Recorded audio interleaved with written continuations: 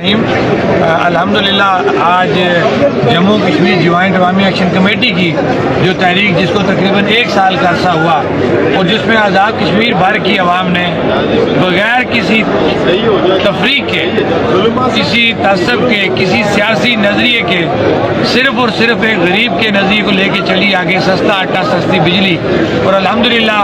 آج ہمیں بڑی خوشی ہے کہ عوام کی یہ محنت جو ہے وہ رنگ لے آئی اور آج ہم ایک بڑے اچھے پیکج سے جو ہے وہ عوام کو جو ہے وہ دے رہے ہیں. وہ پیکج کہ ہمارا جو بجلی کا ہمارا ایک تقاضا تھا، پیداواری لاگت میں بجلی کا اصول اور آٹے کی سبسڈی اور اشرافیہ کی مراحت، الحمدللہ ان تینوں چیزوں میں ہم نے پراپر ورکنگ کرنے کے بعد نوٹیفیکیشن حاصل کر لی ہیں اور ان پہ انشاءاللہ ابھی سے عمل درآمد ہوگا. اور